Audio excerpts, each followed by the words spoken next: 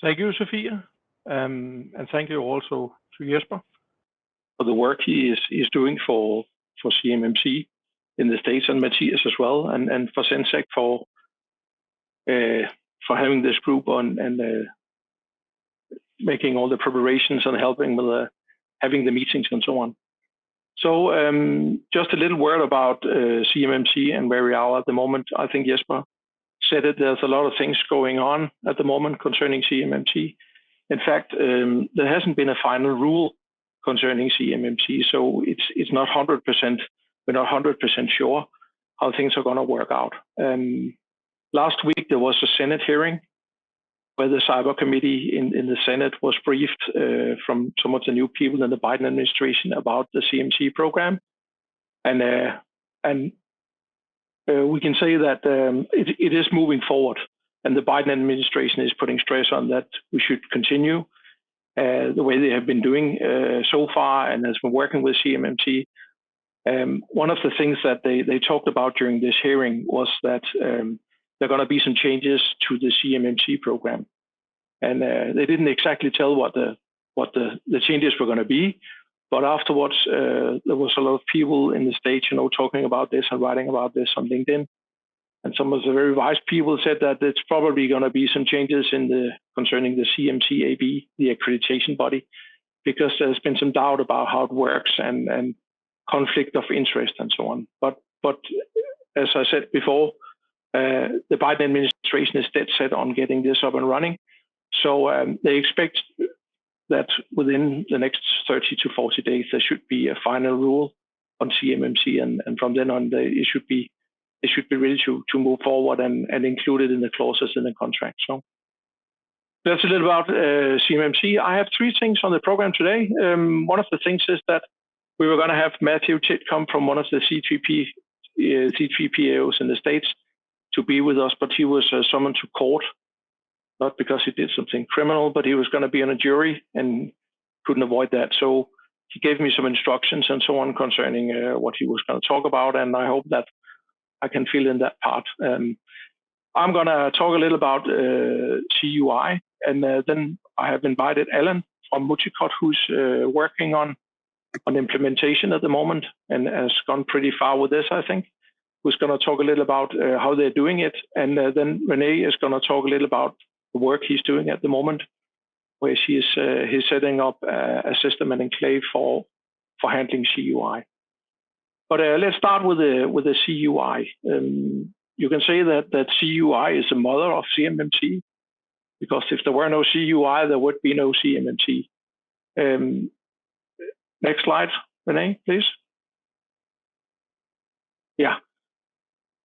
CUI is a kind of name for all kinds of different classifications they have for controlled unclassified. Sorry, I made an error here, and it's controlled unclassified information, not controlled classified information. But controlled unclassified information is basically all kinds of protection, all kinds of different information you get from the American authorities. In our case, the information we get as a defense industrial contractor, where we have to manufacture stuff on behalf of or for the Department of Defense of one of the primes. So basically what you can say is that controlled unclassified information is information that needs protection. And the idea about the CUI program is it's going to standardize how everything is marked and how we should protect this information. So we don't have different ways of marking stuff and different ways of protecting information you get from the American authorities. CUI basically comes in two different flavors. It's something called CUI Basic, which is basic information where you don't have any special requirements and so on how you treat this information. You still have to treat it as controlled unclassified information. But the most interesting for the defense industrial base is the CUI specified information, where you have special requirements for treatment. This is like something called CDI and CTI, controlled technical information and so on, that we work with in the defense industrial base. We get special instructions from the prime or from DoD on how to how we should treat this controlled unclassified information. So that's called CUI specified.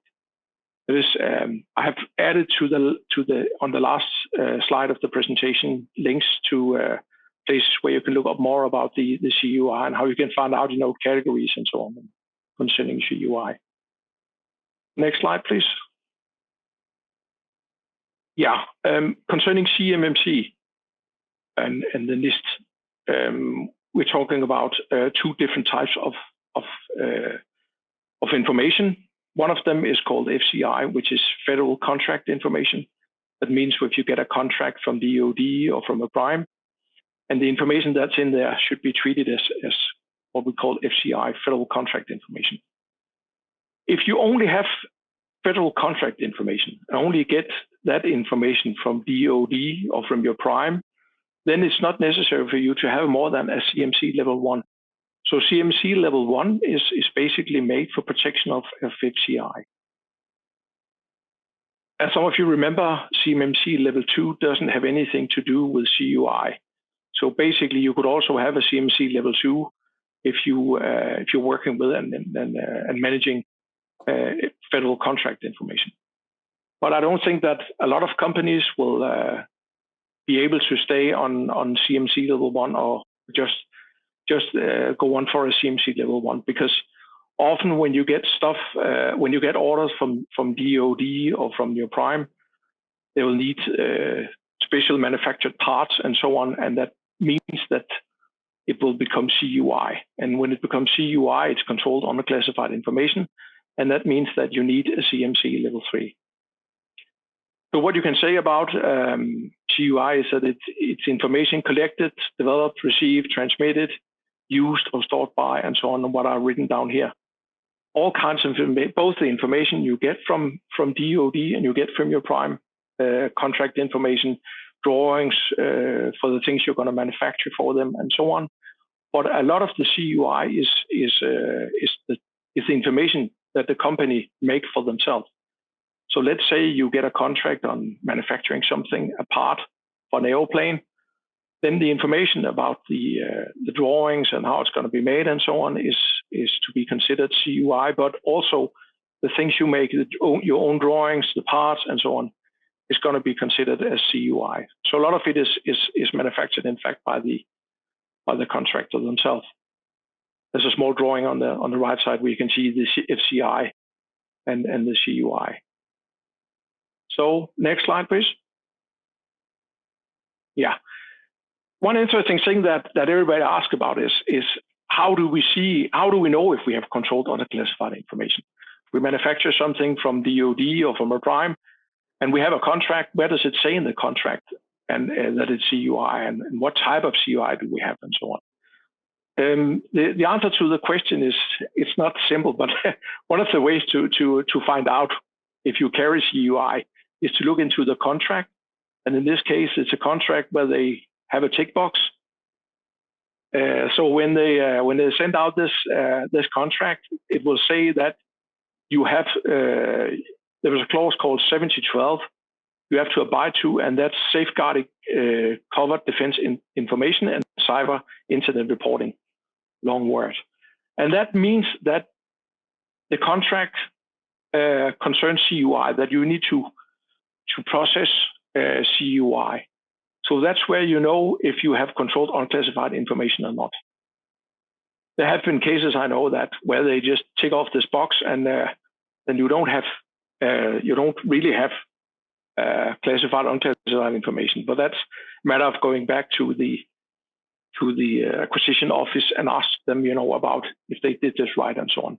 I know there's been a lot of confusion about this also for the past couple of years, but I know that DoD is working hard on training people also in the acquisitions to make sure that they know which boxes they should tick and so on. So in this case, it's ticked at 7012, which means that we have controls on classified information. From the 1st of December 2020, there was also a new clause called 1719 that entered the contract. This means that if you have a contract with 1719, clause 1719, that you should register a NIST score I know we talked about this during our last meeting, but that means that you have to upload or send your NIST score to the supplier performance system that DoD have.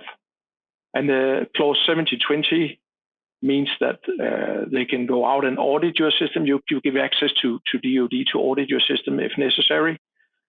And then as soon as the CMMC has been finalized, the final rule has been finalized, there's going to be a clause called 1721 in contracts. But what you see at the moment is typically all contracts that has a 1712 clause. Then you're going to be seeing in the foreseeable future 1719 and 1720 in contracts. And the pilot contract for CMMC is going to be out soon, and they're going to have the clause 1721 marking in it. So next slide, please. Yeah, the thing about CUI is that besides that we have to go to a big effort to protect the information, how do we now we found out that we have CUI in our systems? How do we mark it? One thing here is that if it's documents, PowerPoint, Excel sheets, and so on, they have to be marked in a special manner as CUI. We also have technical information, drawings, and so on have to be marked. And emails that contain CUI has to be marked. Systems containing CUI, computers, USB keys, and so on. But one thing also is that the area, the room, or the area where you process and store CUI has to be marked as well. And if you look into the NIST 800-171 and CMMC controls, you'll see that you need to have protection of the environment, which means that could be your office or manufacturing facility where you have the CUI, that has to be marked as well. As you can see on the right side, the authorized personnel only, this room contains, and so forth. So that's one thing that if you have CUI, you have to figure out where it is, and then you also have to make sure that it's marked so you can follow it around your IT systems and know exactly where it is at any time, because that's the whole idea about the CMMC, is to know where the controlled unclassified information is. Next slide, please. Yeah, one of the Jesper said there was an elephant in the room, I think. There's an elephant in the room, but not in a glass room, I think it's in Danish. But there is a big elephant in the room beside the elephant that Jesper talked about. Who's going to certify us? Is it going to be an American company, or are they going to set up something in Denmark? But another thing is the flow down of CUI to subcontractors. The thing is that if you have or receive a contract where you have CUI, and you want to use a subcontractor to manufacture for you, or whatever they're going to do with what they do with what they get from you for you to fulfill your contract, then you have what's called a flow down of CUI. So this information you pass on, they have to, the ones who receive it, which means the subcontractor, has to protect it in the same way as you protect it. So if it's CUI, you hand down to have as a flow down to a subcontractor, they have to be CMMC level 3 certified as well.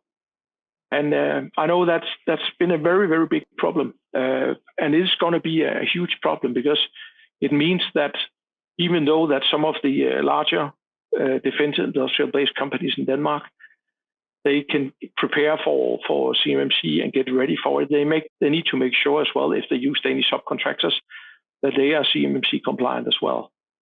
So everybody has to work together on this, and I think that's the idea also why the primes are being, I won't say aggressive, but quite kind of aggressive, to make sure that their subcontractors are doing something about this and not just waiting to see what's going to happen with the CMC, because they are very dependent on their subcontractors. If you're not, as a subcontractor, you don't have the CMC certification, they're not able to use you as a subcontractor. I know there's been solutions out there where people are talking about, you can make a terminal service or whatever, and then just give information to the subcontractor, what is basically needed for them to do the job. But the problem is that often you will have to hand over information like, purchase orders. There could be some programs files that you have to give them for them being able to use the CMC equipment, and all kinds of other information, and also the physical CUI you give them. If you give them a part they have to paint or whatever they have to do with it, it's to be considered a CUI as well. I know in the States they say, that a lot of there's a lot of the small defense industrial-based companies are going to be purchased by the primes, but as there are more than 300,000 companies around the world that manufacture for DoD, I know that it's going to be a huge problem because many of the small suppliers, they can't just buy them all. And I think in Denmark, that's out of the question that you can just buy all the smaller subcontractors that you have. So that's one thing I'm hoping that Jesper can help us with, to find out in the future what's going to happen about this. Because it's we can ourselves, find out exactly what we should do with the CUI. We can implement policies, processes, and everything, and get ready for the certification. But if we have a subcontractor, which we are in need of, or we just can't exchange that subcontractor, then it's very important for us, to know how we should react on this. So, and there are also other questions that I know you have, and we have been talking about, is that what if your subcontractor uses parts from let's say China and so on? How does that work? I haven't found a question to that answer to that question so far, but we're working on that as well, and it could probably need Jesper's help for that as well. So, next slide, please. Yeah, I'm going to show the word to Ellen to talk a little bit about what they are doing in Multicod at the moment. So I'll give you the word to you, Ellen. Thank you. As a start, we talked about how to chart this problem, and the NIST we have been working with for around 4 years, I think, and a part of the NIST is also how to document where you have your information, and in that context, we started to document where is CUI and FCI, where is it stored and how is the information flow. So I started at the top and looked at our supplier license agreement and then the information in that, and could see that definitely we have CUI, and they have agreed that we have CUI. So I took one order and talked to basically all the employees who was working with this order to document where the information are and how they are stored and in what context. My agenda was to limit where the CUI are, because if I can limit the location and the forms, then I can limit the project, and then I can save a lot of money. So we started with a customer. A customer is sending an inquiry. This is public information. There are no FCI and no CUI. And that could be in an email. And then it's coming to one of my colleagues who are looking at this inquiry and probably taking an online meeting with the customer regarding this. On the online meeting, there will be shared CUI. So the platform of the online meeting is part of the information flow. The customer will probably upload some document to a secure server, or we'll download the customer's server. And then we'll start the CUI. Where do we store it? And we have, therefore, a file server where we store the CUI. And the next step is how will we then proceed processing this information? Who has access to this secure file server? Where is it stored? And always looking at who is the sender, who is the receiver, where is it placed, what is the form of this, and what is the classification. We have public information, we have CUI, we have FCI, and mark it all the way. in the inquiry, then we have to ask our subcontractors if they can help us produce this product. We are sending email with public information, of course, to the supplier or the subcontractor, but they have to have some document to make the cost of this. So we have to upload CUI to a secure server. The supplier need to log into this secure server and to look at the information. And after that, give us an offer of the price. The information, the price itself is maybe FCI or public information, but not CUI, and therefore we can have the offer in the price in an email, and send the information back to Multicod and create an offer for the customer. That's the way we are doing all time. Where do we have it? Who is sending it, and what is the classification? It's in inquiry only we have talked about right now, but it's stored in a file secure. It's in online meeting and suppliers, customers secure server. And then we talk to the supplier. Do they have the information stored at their place? And I think this is a big issue, because if the supplier is going to give us a price, they need to have information about what product and what process they have to do, and therefore they're storing CUI. So storing and handling CUI at subcontractors, at suppliers in Denmark, that is a big problem, and that's a big issue for us right now. How we are storing at Multicod and the whole process in the factory, of course, it's quite a lot of work to document it and to follow the information, but I can control it. It's inside the factory, it's inside the fence. I can control the digital information, but then we also have the goods. I can mark it inside, I can control the area, but what do I do when I send it to a supplier? Then I'm sending CUI to a supplier. He has to handle it. He has to do whatever he's doing with the product and send it back. And once again, he has physical CUI now and electronic stored on his site. So he has to be level 3 certified. That is quite an issue, because a small supplier can't pay for the level 3 certification. And then what do we do? That's one of the gap right now that we are working on and trying to figure out how to help our subcontractors to get certified. And why are we document the flow? I think this is the basic to make the gap analyze for NIST and for CMMC to get an overview and to minimize the process, the whole project. Yeah. Thank you, Alan.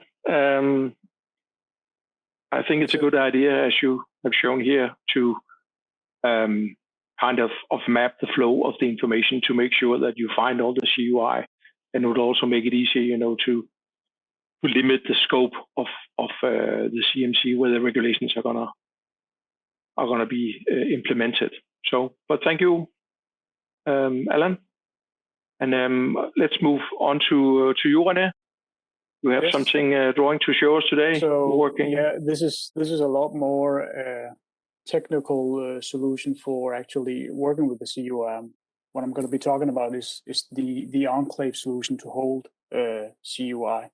I do understand from Jesper that he's seeing issues in using US-based cloud solutions due to the placement of data within the continent of the United States.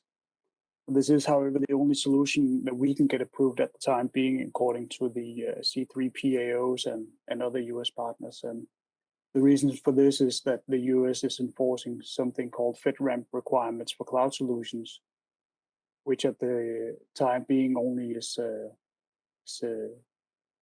companies are able to acquire. If this changes in the future and we can place data in the EU, it'll make all of our lives way easier. But for the time being, this is one of the places we can go to with a solution. And so this is the design of the proposed enclave solution, where an amount of dedicated PCs are used within the company for CUI processing, where the data flow outside the company is utilized by the Microsoft 365 government cloud solutions. And this is where communication will exit from the secure company dedicated PCs outside the world. Services on the government 365 solutions are the same as in the regular 365, which we all know. It's Teams, SharePoint, OneDrive, of course, email. And it is a way to communicate in an approved way with primes, DoD, and other companies using the Microsoft government platforms. When you do the NIST assessment, you also define your security boundary for CUI, as seen in orange on the presentation, where the security boundary is around the dedicated PCs and then goes out across the internet and then includes the 365 tenant in the government cloud solution. The solution here for enclave setup is one of the suggested ways to do it, and a solution that is already being implemented in the US by US partners with subcontractors within the US. And it is also a solution that we will be able to provide in Denmark. Being a subcontractor to the DoD titles you to use the government products. We've already tested this, and we are also able to gain access to the government products. So it is a way to go. And what we're looking at is a finished design for an enclave solution by the next CENTEC meeting, which is June 23rd. And it's going to be a solution that we are going to be using ourselves within our businesses, within the consulting business, and within Ulrich's business. And we are also going to be seeking NIST compliance and in user CMMC compliance. You could say that by using these solutions ourselves, we are eating our own dog food. We are trying all of this out and making sure that it works and is compliant, and not just telling everybody in the industry that this is what they should be doing. We will be testing this and supporting this setup as well to make sure that it is actually a usable platform. There's a little bit of a animation here, but this is how data can flow securely and compliant within a solution like this. I think that's it for the enclave solution, but this is what we're looking at providing for the defense industrial base, and will be something that can be used for until better solutions may be approved within Europe. You have something, René, you have a small box called ITAR. Yeah, will that be available? The GCC High solution from the Microsoft Government Cloud is also approved for storing and handling ITAR information. So you can both use enclave for CUI in the enclave solution. So that's going to be possible as well. So the idea about the enclave solution is that you're going to contain the CUI in this enclave, and the company can have the CUI in this enclave, have the mail, have the files, have everything concerning CUI in this closed environment, where you log into with your own, new email address and new password and so on.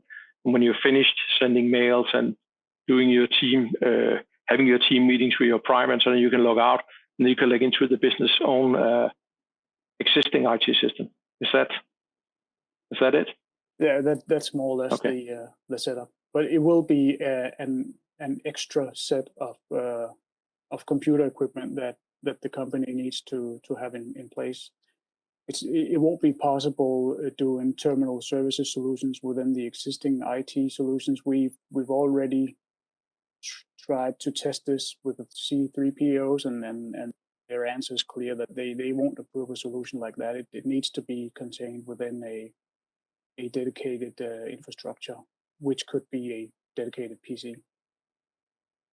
They don't. Okay. They're not going to be approving mixing systems across platforms. I know that a lot of people in this group as well, companies are using Office 365 today for storing and using it for emails and so on. How expensive is CCC High compared to, can you tell a little about that?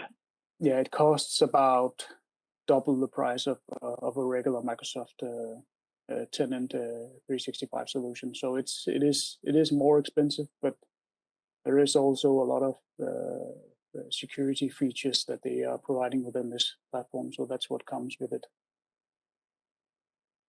Okay, we're looking forward to hear more about this on the next meeting, I think. Yeah. But I think that sums up. Sorry. Yeah, at the next meeting, we will have a running solution on this platform actually working. Yeah. So to sum up, important that you look at your CUI. And probably a good idea would be, like Alan does, is to make a flow chart to find out exactly where you have your CUI. Definitely. But first you have to look into your contracts and see if you have any CUI. And maybe René, you explained last time also what's the difference between CUI and non-CUI. I think you explained something about that. If you can buy it off the shelf. Yeah, if it's a technical drawing for something that you can purchase off the shelf, then it's not CUI. But everything you produce, which is not commercial off the shelf, is automatically CUI if it's in relation to your DoD contract. Okay, so everything that's specially manufactured or gonna be specially manufactured from the contract, yes, in relation with the contract is gonna be considered CUI. Yeah. Yes. Which means that approximately, I think a lot of the Danish DRV companies will need a CMC level 3. So yeah, it's important to understand that it's information in relation to the contract. It's not that everything you work on after you receive the contract is CUI. It is not put together like that. It's just what you work on in relation to the contract.